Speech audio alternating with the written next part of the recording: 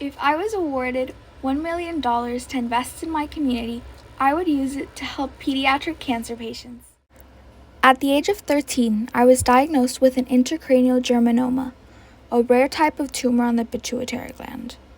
After my diagnosis, I spent almost a year in treatment, and luckily, as of May 3rd, 2018, I am cancer-free.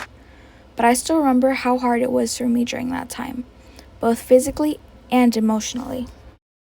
No child should have to go through that alone, which is why I decided to become a volunteer at Nicholas Children's Hospital, the same place where I received treatment. I've also hosted yearly toy drives and put together bedside activity kits and offered tutoring for patients and their siblings.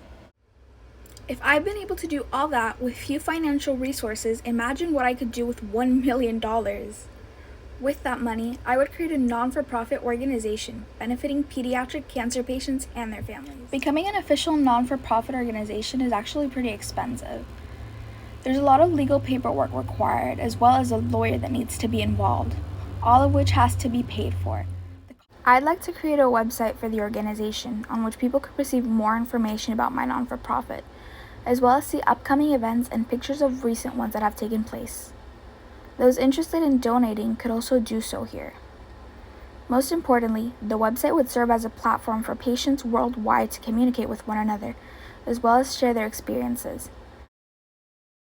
My non-for-profit organization would offer multiple programs, all with the common goal of providing a safe distraction for patients during treatments.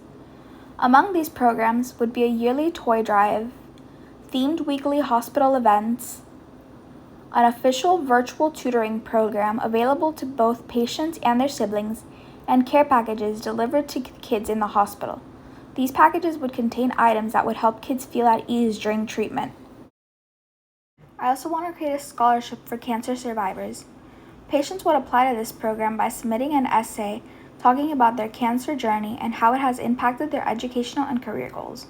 I would award 20 $10,000 scholarships and 4 full tuition scholarships. My goal with this is to help the next generation of cancer survivors make an impact on their communities. Lastly, but most importantly, my non-for-profit would have a program called A Home for Hope.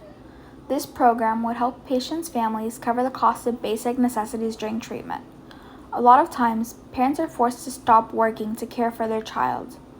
With this program, I can help alleviate some of the financial burden brought on by the diagnosis, guaranteeing that parents can focus solely on caring for their child.